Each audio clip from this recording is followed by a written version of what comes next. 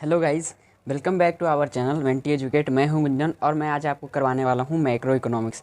तो macro economics में क्या है, ये बच्चों को बहुत ही टफ़ सब्जेक्ट लगता है, लेकिन मैं बता दूं ये बिल्कुल ही टफ़ सब्जेक्ट नहीं है, बहुत ही आसान सब्जेक्ट है। आसानी से इसको मिलके करेंगे, ठीक है।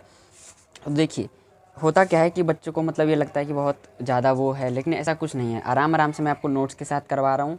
और चलिए तो शुरू करते हैं। लेकिन उससे पहले आप अगर हमारे मेंटी एजुकेट चैनल पर नए हैं तो इसको सब्सक्राइब कर लीजिए और नोटिफिकेशन बेल को ऑल पे प्रेस कर लीजिए, ताकि फ्यूचर की जो भी वीडियोज़ हैं वो आप तक जल्दी से जल्दी पहुँचते रहे उसके अपडेट्स। तो आइए शुरू करते हैं। चैप्टर का नाम है हमारा सर्कुलर फ्लो ऑफ इनकम। तो पहला क्वेश्चन देखिए यहीं पे बन जाता है कि इनकम का जो फ्लो है वो कैसा होता है, सर्कुलर। ठीक है, तो देख पढ़ लेते हैं क्या होता है। Circular flow, it is an endless flow of goods and services which involve circulation of these between house hold and producers. ये एक एंडलेस फ्लो होता है, ना कभी ना ख़त्म होने वाला फ्लो होता है। किसका? गुड्स एंड सर्विसेज का। जो कि इसमें क्या इन्वॉल्व होता है? Circulation of this between house hold and producer, यानी कि हाउस होल्ड यानी कि हम और आप, यानी कि प्रोड्यूसर जो प्रोड्यूस करते हैं चीज़ों को, फैक्ट्री वाले, उनके बीच में ये हमेशा सर्कुलेट होते रहता है। ठीक है, नेक्स्ट आते हैं रियल फ्लो। तो देखिए, flow of goods and services between firms and house holds is known as real flow. ऐसा गुड्स का फ्लो जो कि किसके बीच में होता हो, हाउस होल्ड और फर्म्स के बीच में, यानी कि प्रोड्यूसर के बीच में, जो चीज़ों को प्रोड्यूस करता है, बिजनेसमैन के बीच में। ठीक है, उसको बोलते हैं क्या, रियल फ्लो। और इसका है, it is also known as physical flow. इसका जो अदर नेम है वो है फिजिकल फ्लो, ये याद रखिएगा। अब नेक्स्ट आता है money flow. When there is any flow of money involvement between firms and house holds is known as money flow. यहाँ पे एक चीज़ ऐड कर लीजिएगा, ओनली। यहाँ पे फ्लो, मनी फ्लो में क्या होता है कि बस मनी का फ्लो होता है, only money, goods and services का नहीं, ओनली मनी का फ्लो होता है households and firm sector के बीच में। ठीक है, it is also known as monetary और नॉमिनल फ्लो। इसका जो अदर नेम है, इसको मॉनेटरी या फिर नॉमिनल फ्लो भी बोलते हैं।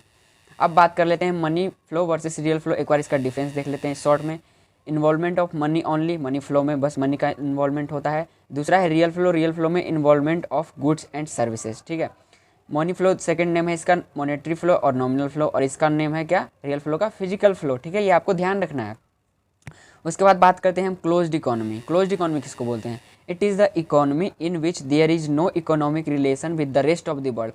ऐसा इकोनॉमी जिसका दूसरे बाहर के किसी भी कंट्री के साथ इकोनॉमिक रिलेशन ना हो, यानी कि ना तो वहाँ पे एक्सपोर्ट होता हो ना वहाँ से इम्पोर्ट होता हो। ठीक है, अब आते हैं ओपन इकोनॉमी। ओपन इकोनॉमी इसका जस्ट उल्टा, it is an economy which has economic relation with the rest of the world is called open economy. ऐसा इकोनॉमी जिसमें बाहर के देशों के सारे इकोनॉमी के साथ रिलेशन हो, मतलब एक्सपोर्ट इम्पोर्ट होता हो। ठीक है, अब नेक्स्ट पे आ जाते हैं। नेक्स्ट, हाँ ये देखिए, फादर ऑफ इकोनॉमिक्स कौन है? Adam Smith. ये एक नंबर के क्वेश्चन में आता है, ये आपको ध्यान रखना है। ठीक है, मतलब इसको किन्हों, इसके जनक कौन है, इसके पिता कौन है? पप्पा। पप्पा कौन है इनके? तो वो हो गए एडम स्मिथ। ठीक है जी, अब आइए देखते हैं। अब शुरू में आपने पढ़ा है, ध्यान रखना कहीं ये मत छापाना कि इकोनॉमिक्स और इकोनॉमी एक होता है। और दोस्तों, अगर बैकग्राउंड में से शोर आ रहा हो उसके लिए माफ़ी चाहूँगा मैं। ठीक है, तो इकोनॉमिक्स की बात कर लेते हैं। Economics is that branch of knowledge which studies the process through which the resources which are scarce in nature are allocated to satisfy the unlimited bonds of the people. देखिए, इकोनॉमिक्स नॉलेज का वो branch होता है, ये आपको जरूर mention करना है। इकोनॉमिक्स नॉलेज का वो ब्रांच होता है जो कि स्टडी करता है क्या, द प्रोसेस, ऐसा प्रोसेस जिससे जो रिसोर्सेस हमारे स्कार्स हैं, कम है नेचर में, वो और वो कहाँ पे लोकेटेड हैं, उसको बराबर बराबर इक्वल में सबको बांटे, ताकि जो अनलिमिटेड बॉन्ड ऑफ ह्यूमन है, मतलब जो कभी ना ख़त्म होने वाली इच्छा है, वो पूरी की जा सके, सेटिस्फाई हो। आपको पता है कि हमारी बॉन्ड्स ख़त्म कभी नहीं हो सकती।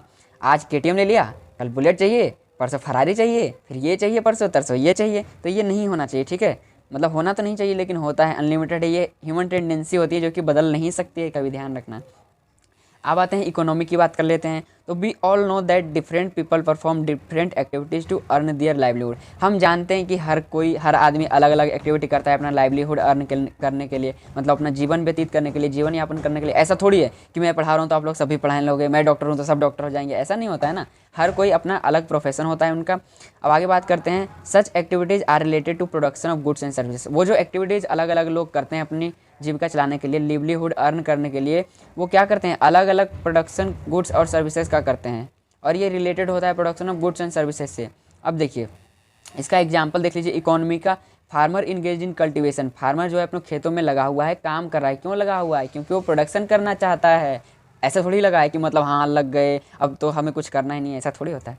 ठीक है, फिर देखिए it is the system of earning livelihood. अगर एक लाइन में इसका आंसर आए, एक नंबर में, तो आपको क्या बोलना है? It is the system of earning livelihood, मतलब ये जीवन यापन करने का एक तरीका है, सिस्टम है।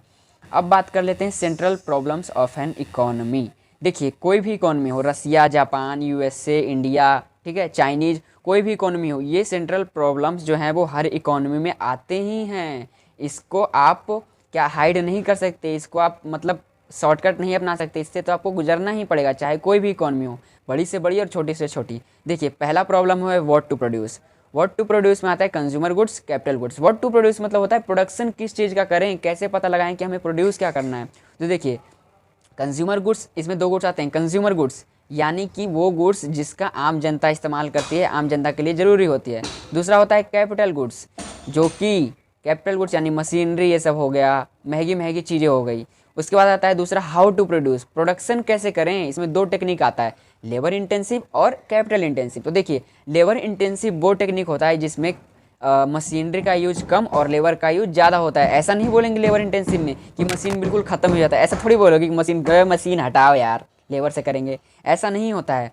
लेबर का यूज ज़्यादा होता है, मशीन का कम। और वहीं बात कर लेते हैं हम कैपिटल इंटेंसिव की, तो यहाँ पे मशीन का यूज ज़्यादा होता है, लेबर का, ठीक है। थर्ड प्रॉब्लम है फॉर होम टू प्रोड्यूस, मतलब किसके लिए प्रोड्यूस करें।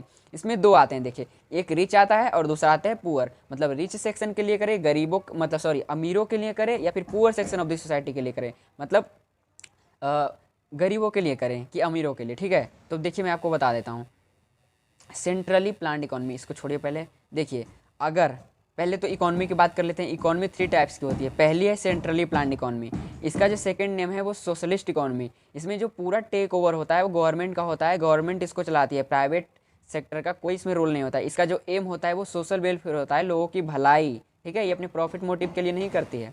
सेकंड आता है मार्केट इकोनॉमी, इसको कैपिटलिस्ट इकोनॉमी भी बोलते हैं, और इसमें जो होता है प्रोड्यूसर्स का टेक ओवर होता है, मतलब सारा चीज़ वही करता है, इसमें गवर्नमेंट कोई दखल अंदाजी नहीं करती है, इंटरफेरेंस नहीं करती है। लेकिन हाँ रूल्स एंड रेगुलेशंस गवर्नमेंट के ही चलेंगे। और जो मार्केट इकोनॉमी का जो एम होता है वो होता है प्रॉफिट मैक्सिमाइजेशन। ध्यान रखना, ये कभी भी आपका ये नहीं देखेगी सोशल वेलफेयर ये कभी नहीं देखती कि लोगों की भलाई हो, ये हमेशा अपना मोटिव अर्न करना चाहिए। गंदी बात, गंदी बात। देखिए अब आते हैं मिक्स्ड इकोनॉमी। मिक्स्ड इकोनॉमी जो होती है वो प्राइवेट सेक्टर और गवर्नमेंट सेक्टर दोनों मिलकर चलाती है, और एम जो होता है वो सोशल वेलफेयर और प्रॉफिट। कैसे देखिए, और गवर्नमेंट सेक्टर जो होगा वो हमेशा सोशल वेलफेयर देखेगा, ठीक है, और दूसरा प्राइवेट सेक्टर जो होगा वो हमेशा प्रॉफिट देखेगा कि हमें तो प्रॉफिट चाहिए भाई, प्रॉफिट करना है हमें।